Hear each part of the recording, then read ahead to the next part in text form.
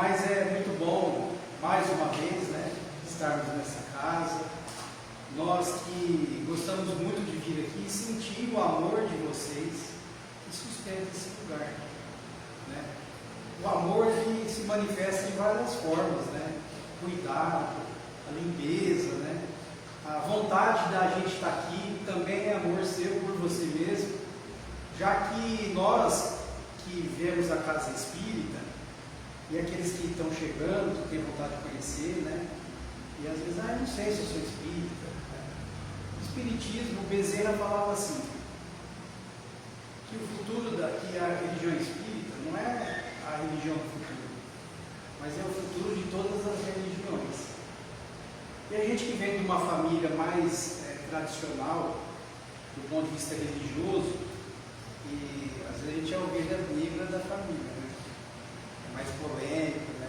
Está falando umas coisas assim que às vezes a mãe da gente não gostaria de escutar, mas porque a gente começa a entender, né, que a vida e o conhecimento espírita está em tudo.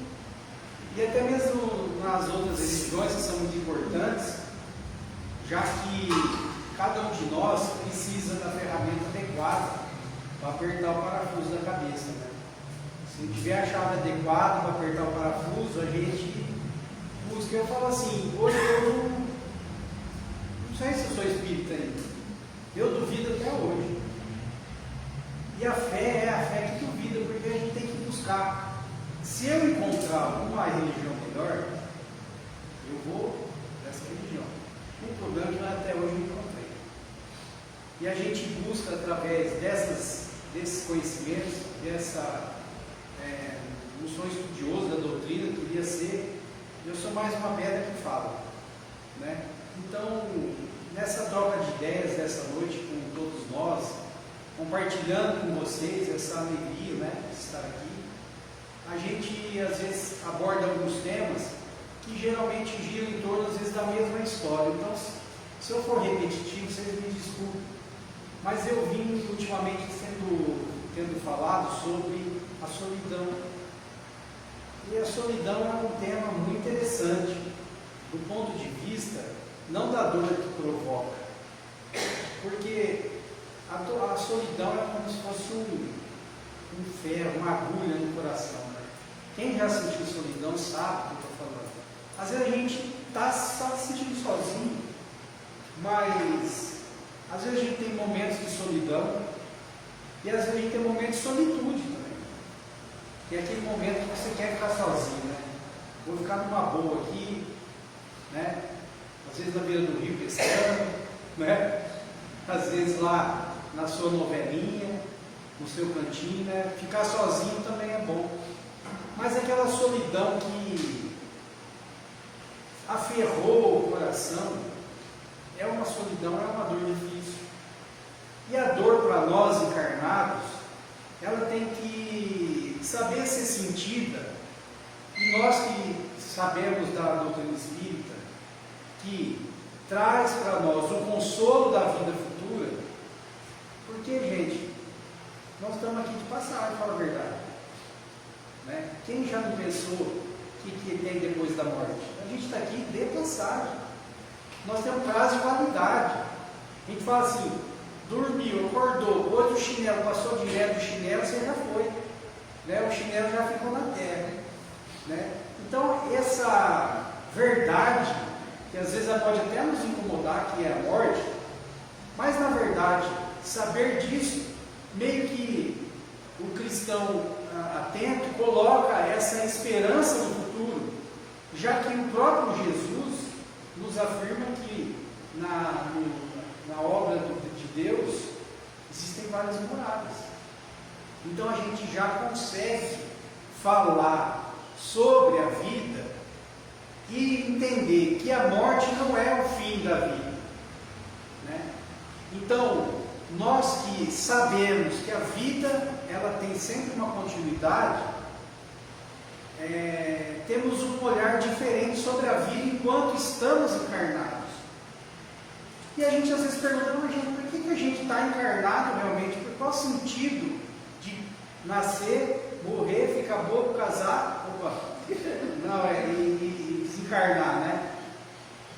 Estou brincando, gente, olha, vocês desculpam os espíritos, a gente brinca às vezes, mas e a gente tem bastante consciência que, além de nós encarnados, nós temos nossos irmãos desencarnados em tratamento na casa, e vêm até aqui, né, com essa sinceridade de conversa e pelo amor de vocês, receber os eflúvios dos benfeitores também.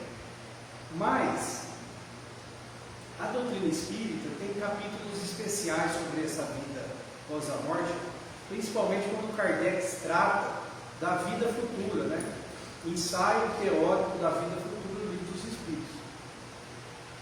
E uma coisa interessante que a gente resumidamente fala é que a vida futura nossa basicamente é enquadrada no que você realmente é. E nós encarnados sabemos que quando a gente vive aqui na Terra sobre o corpo de carne, vamos dizer assim, a gente não sabe o que a gente é de verdade. Porque às vezes a gente é, no plano da Terra, muitas vezes a gente é o que a gente parece ser. Olha ali, aquele cara, que cara legal, na hora ele tem um carro, o carro dele é de último ano, nossa, o que ele faz, hein? Será que ele tem fazenda? Será que ele é aposentado da Petrobras, né? Será que ele foi herdeiro? Olha, eu chega um fulano bem apresentado, chega outro de chinelo, a gente dá mais valor para quem está mais bem vestido, né? Não é assim? A vida na Terra, a gente não consegue muito ver o que o outro é. A gente vê o que o outro parece ser. E esse parecer que o outro é, meio que rege a vida material, né? Se você for buscar um emprego de chinelo, de bermuda, camisa regata, será que chegar outro bem vestido, né, camisa por dentro, né, não for gordinho igual eu, for magrinho, cabelo penteadinho, não descabelado igual eu, não vai conseguir um emprego, né, melhor do que eu, porque ele se apresentou melhor, não é? Se você na sociedade for analisar a justiça na sociedade, provavelmente você vai se decepcionar. Se você levar essa justiça ainda para o campo da família, né, agora começa fim de ano, né, vai ter festa, aí a gente se encontra, aí começa a lavar roupa suja nas festas no final de ano, colocar as nossas dores, tentar abafar as nossas dores e lembrar da nossa adolescência, às vezes o que aconteceu na nossa vida passada, que mexe com a gente, né? A gente vai perceber que a vida às vezes traz para a gente algumas lembranças desagradáveis do passado. E quando a gente vive no plano espiritual, e aí a gente entende que a gente é o que é, eu fico imaginando que é viver no plano espiritual sem minha casa, minha vida, sem cartão de crédito, sem poder pegar dinheiro emprestado, sem poder esconder da tristeza, né, no seu quarto, ou sem fugir daquela pessoa que você desejava, que você não gosta. Quando a gente é o que é, o espírito vive uma essência dele mesmo, ou seja, não é o que ele tem, o que ele parece, o que os outros falam dele, é o que ele é. E essa justiça do que é, o que a gente é realmente, tem uma importância muito grande no plano espiritual, porque ela nos coloca no nosso verdadeiro lugar, no verdadeiro lugar que a gente merece. E esse merecimento, nos livros espíritas, que vocês podem verificar e ler e percebem, tanto no Nosso Lar, Mensageiros da Luz, Obreiros da Vida Maior, tantos livros que exemplificam esses fatos, a gente percebe que quando esses espíritos vibram amor, frequentam lugares melhores. Quando a gente tem menos vibrações boas, a gente frequenta lugares com menos vibrações, lugares mais densos. Então é da natureza do Criador e esse mecanismo rege todas as forças da natureza, do universo. No entanto, como a gente está se falando de vida futura e de vida pós a morte, e do merecimento da justiça da nossa vida, quando a gente se encontra numa vibração baixa, e a gente habita em lugares inferiores, e a gente é o que é, como que eu faço para subir nas escalas espirituais? Como eu transformo a minha vibração em uma vibração melhor, sendo que eu sou o que sou? Não dá para pedir emprestado, não dá para alguém te emprestar, não dá para você conseguir um crédito para conseguir viver melhor naquele lugar. E a única forma que a espiritualidade, que o Criador nos oferece como evolução, é justamente trabalhar a sua própria construção.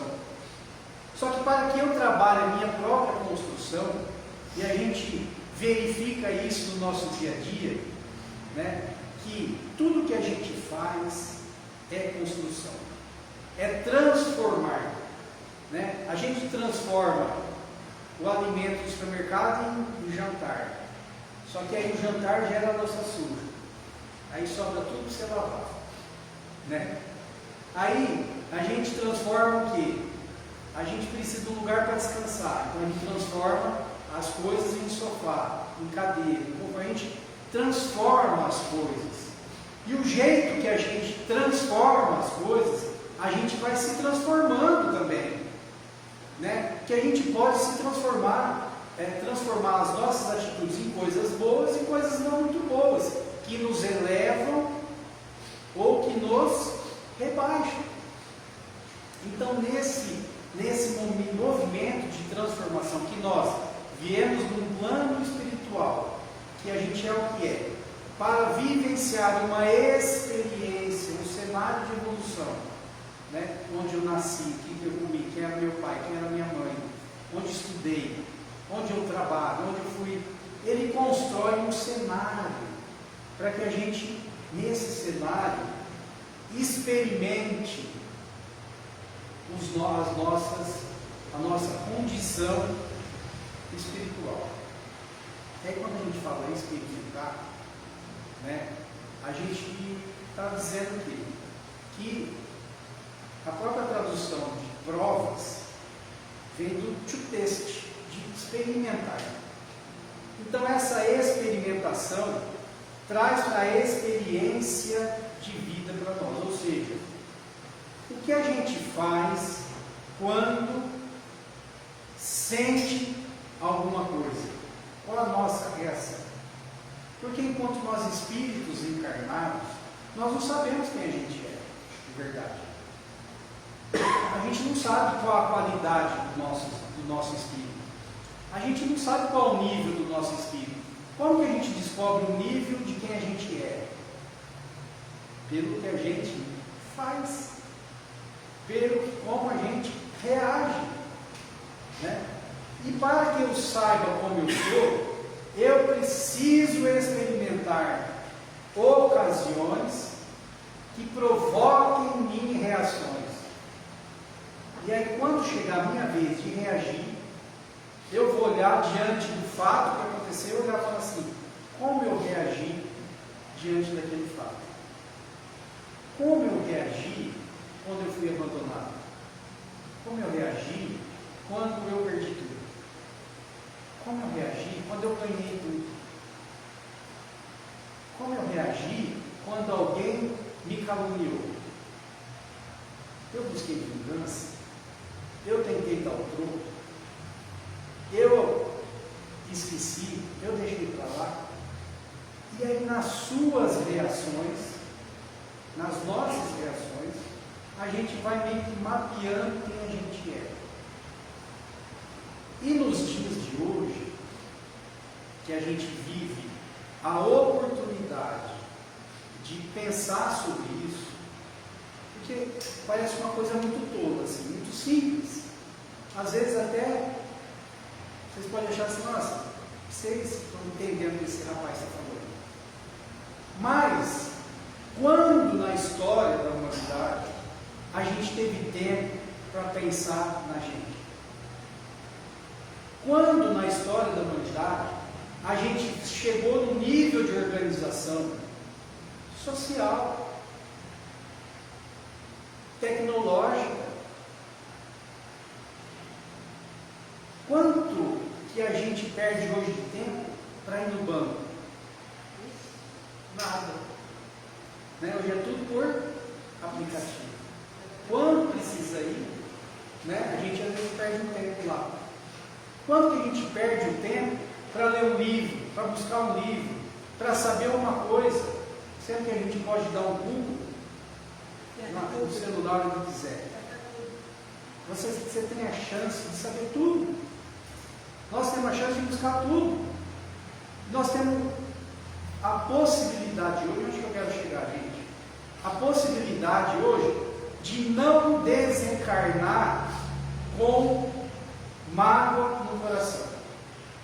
Não vão falar que são todos. Não vão falar que todos os espíritas conseguem fazer isso, todos nós. Não vão falar que todas as religiões já não estejam até fazendo isso. Até mesmo porque, se eu tenho uma religião que não acredita na vida após a morte, ou que ainda não constatou dentro de suas coisas após a morte, e ela trabalha com mais afinco nessa própria vida. E às vezes nós sabemos assim, vamos deixar para a próxima, na outra a gente vê, amanhã eu resolvo. Mas o que significa dizer isso? Que hoje nós não precisamos mais esperar morrer com remorso, desencarnar com peso na consciência, por mais terríveis que sejam os nossos atos do passado. Porque a doutrina espírita traz a mensagem de Jesus e alivia o nosso coração dos nossos próprios erros, já que a gente sabe que se a gente não erra, a gente não aprende. Então a vida serve para a gente experimentar muitas vezes, no cenário que a gente vive, coisas erradas. Uma vez que eu sei que é errado, é lógico que eu não vou fazer mais. Mas, de repente, não podemos não carregar a culpa de trazer na nossa vida e falar assim, quando eu era jovem eu fiz isso, mas agora a gente não faz mais. Quando eu era assim, eu pensava assim, pensava errado, mas agora eu não penso mais.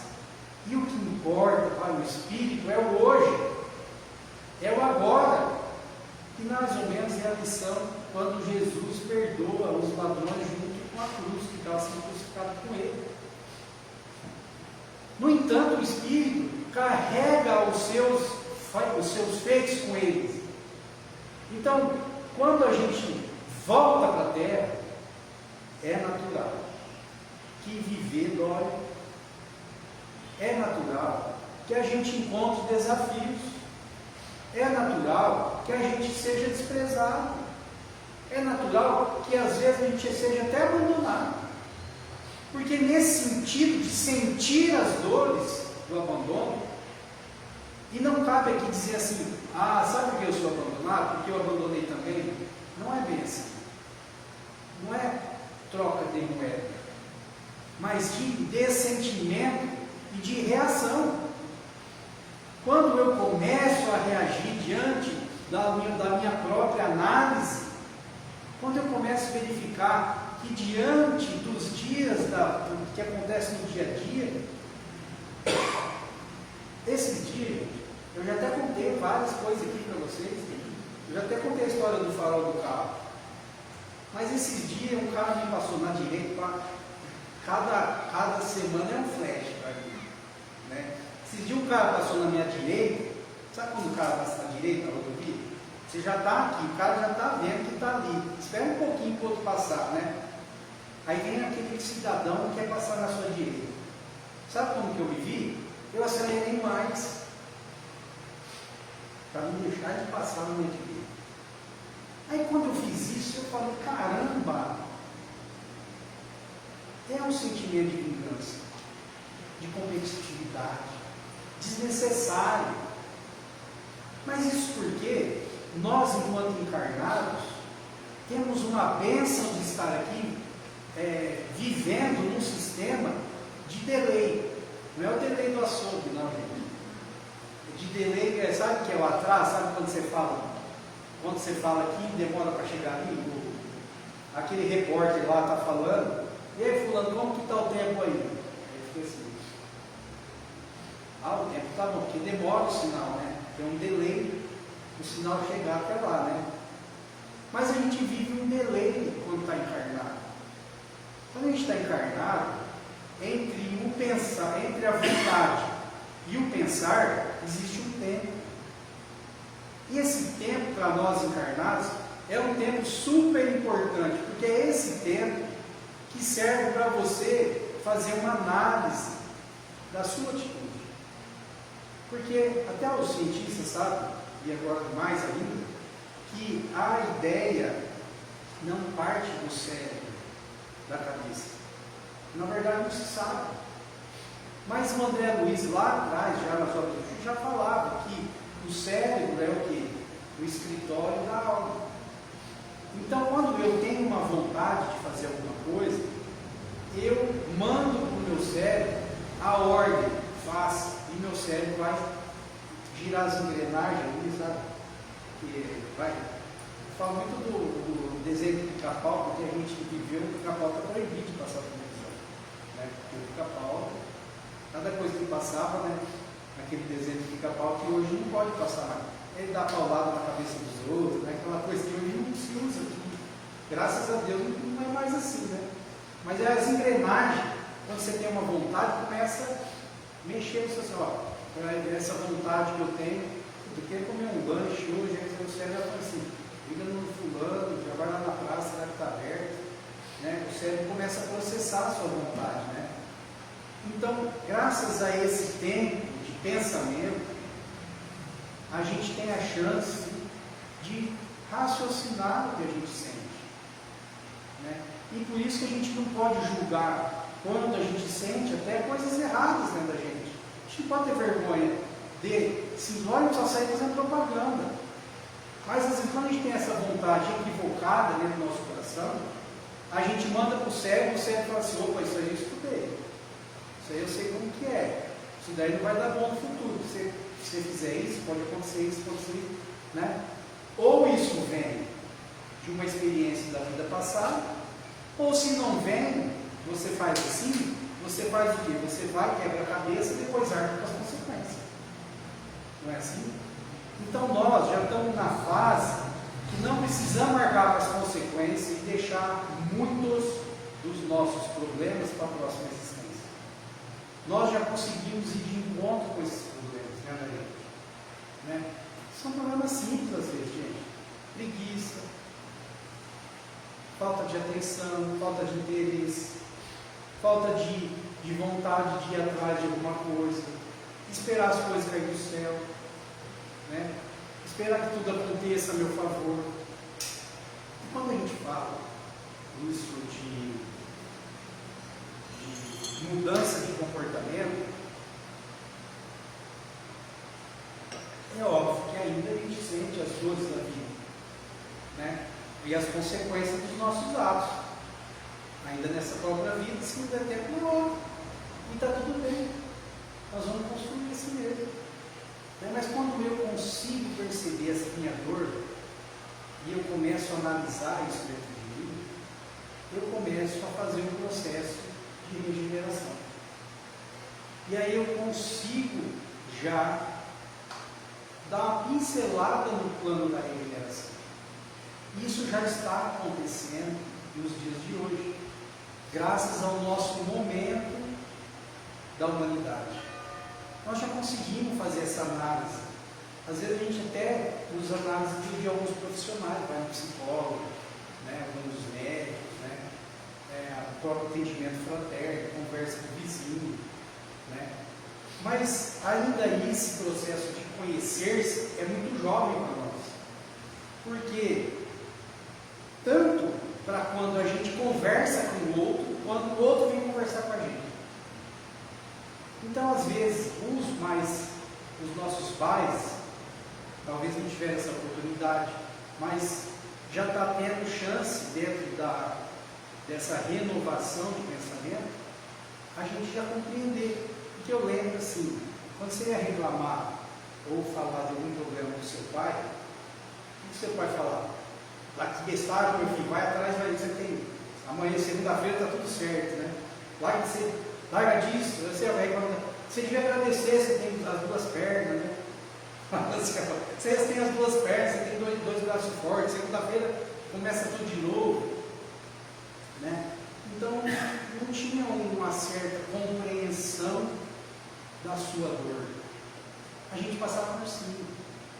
A gente põe essas dores tudo para o tapete. Só que chega uma hora que o tapete está maior do que a sala, né? De tanto para sujeira para o tapete, vai amontoando ali, né? A sujeira dentro da gente, né? Então, quando a gente escuta alguém, quando alguém vem falar com você de algum problema, evita julgar ela, evita dizer a sua opinião sobre a dor dela, porque às vezes a dor dela, para você, é pequena, mas para ela é grande, né?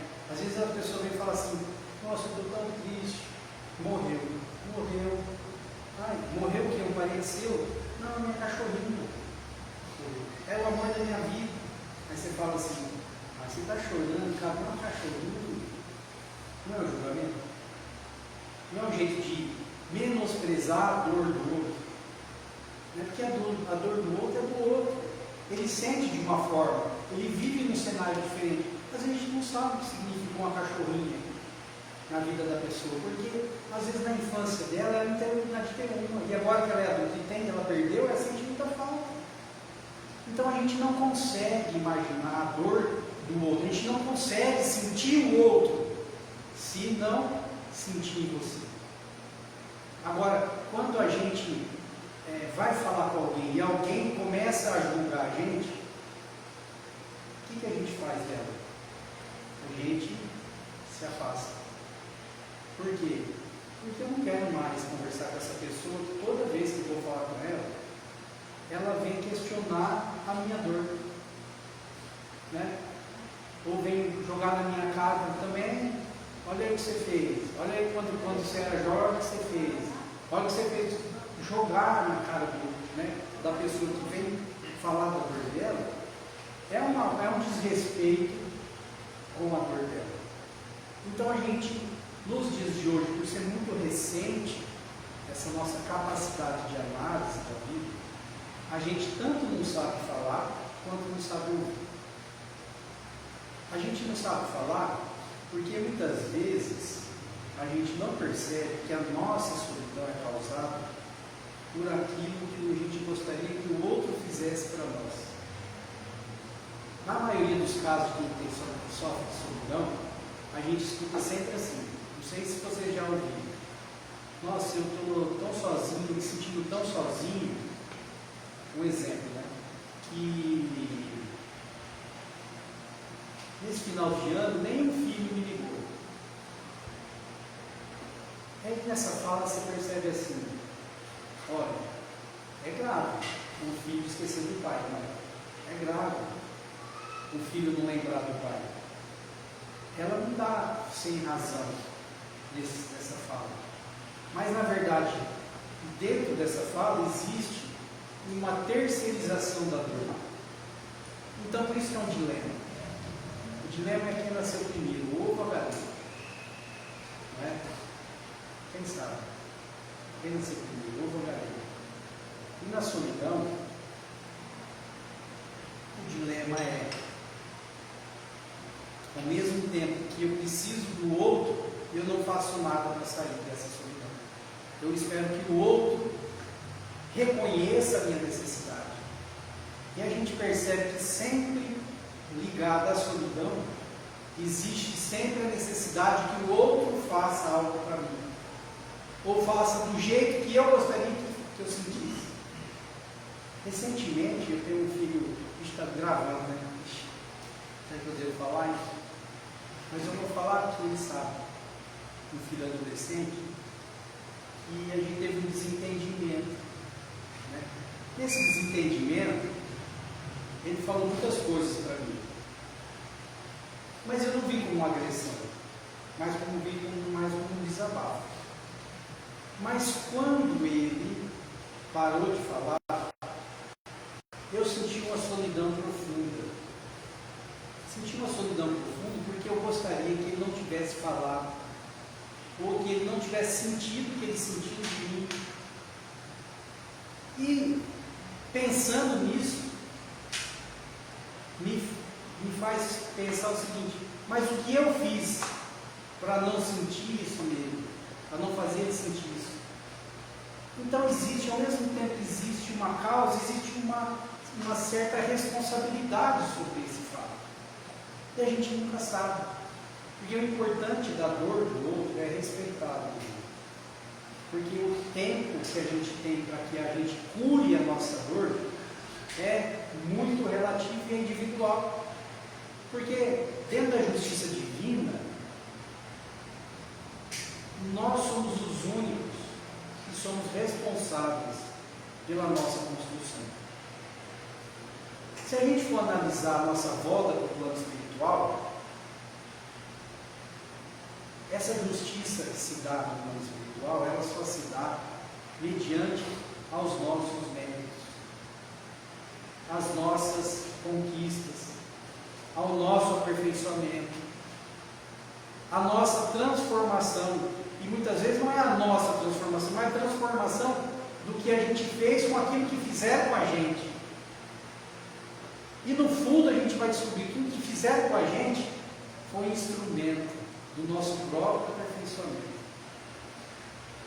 Então, meus irmãos, estando aqui na Terra, nessa busca por um retorno mais feliz, né, por um retorno na pátria espiritual mais equilibrada, por chegarmos na pátria espiritual mais leves, que a gente consiga utilizar o tempo da nossa encarnação para o nosso aperfeiçoamento, para o nosso aperfeiçoar dos nossos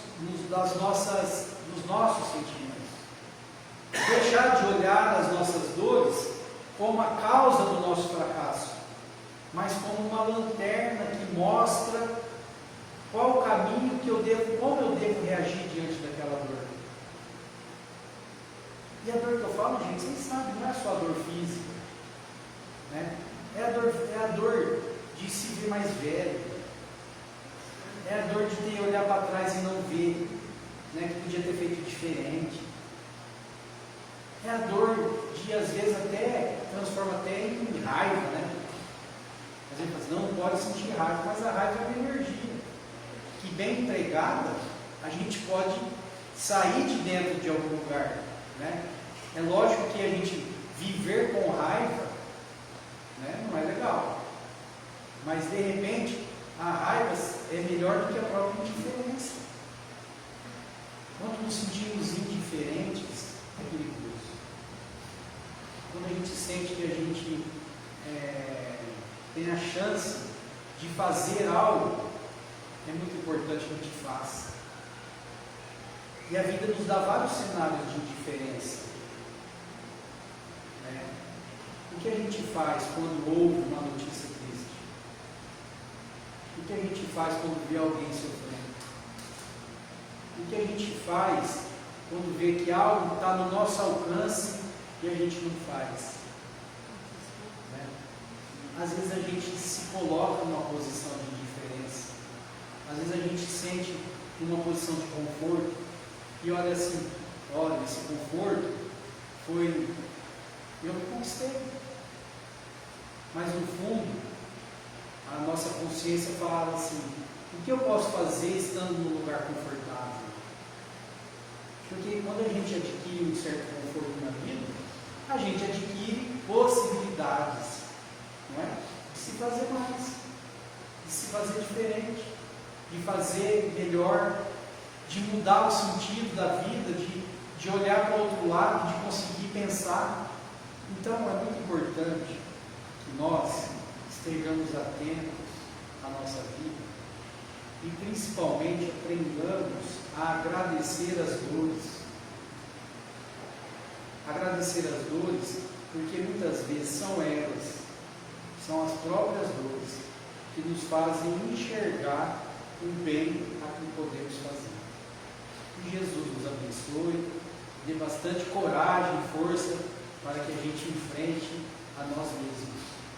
Que assim seja.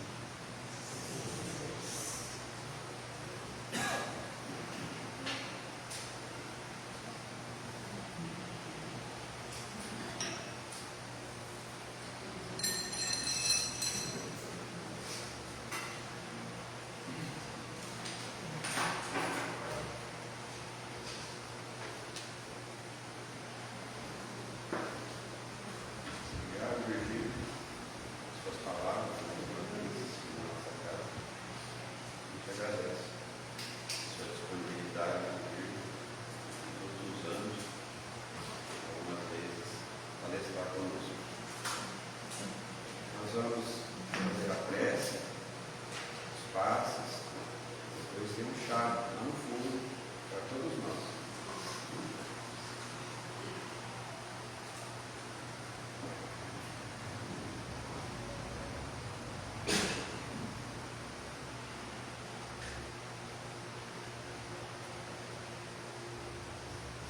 Senhor Deus, de amor e bondade, nesse instante que estamos reunidos em seu nome, nós agradecemos a oportunidade abençoada para nos hoje, envolvidos na energia do nosso Senhor Jesus, da nossa Mãe Santíssima, dos nossos Espíritos. Nós pedimos em benefício de todos aqueles que se encontram na noite de hoje, encarnados e desencarnados, para que cada um a seu turno venha receber a cota que necessita, os fluidos regeneradores que hão de sustentar a todos na parte física e na parte espiritual.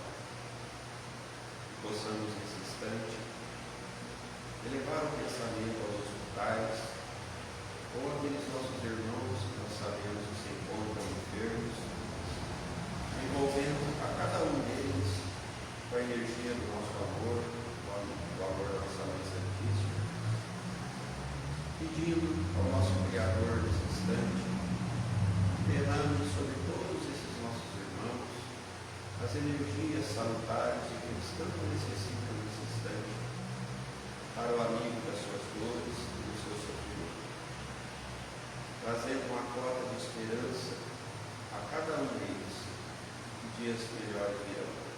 Que a paz e o